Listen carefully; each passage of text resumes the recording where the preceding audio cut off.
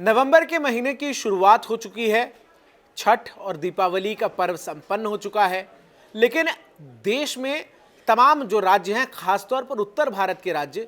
इनमें लोगों के मन में ये सवाल है कि आखिर गर्मी कब जाएगी और ठंड कब आएगी। नमस्कार, मैं हूं आपके साथ चंदन भारद्वाज और इस वीडियो में आज आपको मैं यही बताने वाला हूं कि आखिर अब तक सर्दी जो है वो क्यों नहीं आई है और कब आएगी। दरअसल होता यही है कि हर साल नवंबर के महीने की शुरुआत के साथ ही हम पतली जैकेट्स जो है वो पहनना शुरू कर देते हैं। घर में पंखे जो हैं वो पूरी तरीके से बंद हो जाते हैं और हल्के ब्लैंकेट्स भी जो हैं वो निकाल लिए जाते हैं, क्योंकि ठंड दस्तक दे चुकी होती है। दीपावली के बाद तो जो ठंड है वो और बढ़ती हुई नज़र आती है, लेकिन साल 2024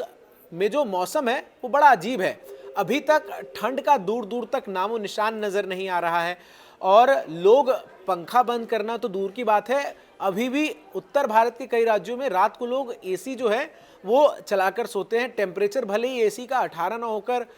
22-23 के आसपास जो है वो नज़र आता है और लोगों के मन में अब सवाल यही है कि आखिर ठंड जो है वो कब आएगी। दरअसल जिस तरीके से ग्लोबल वार्मिंग लगातार बढ़ती हुई नज़र आई है, इसमें जो परिवर्तन है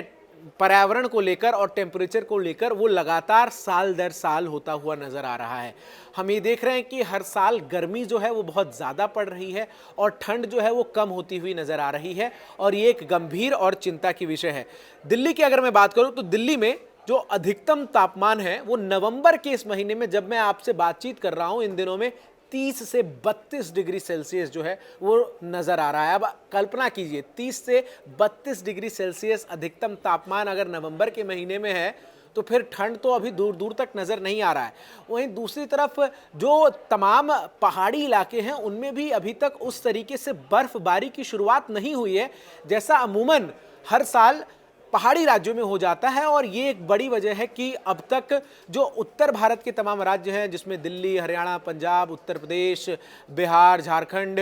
राजस्थान, इनमें अब तक ठंड का दूर दूर तक नामो निशान जो है वो नज़र नहीं आ रहा है और लोग जो हैं वो इस बात को लेकर काफ़ी परेशान हैं। दिन के वक्त तो जब लोग सड़कों पर चलते हैं तो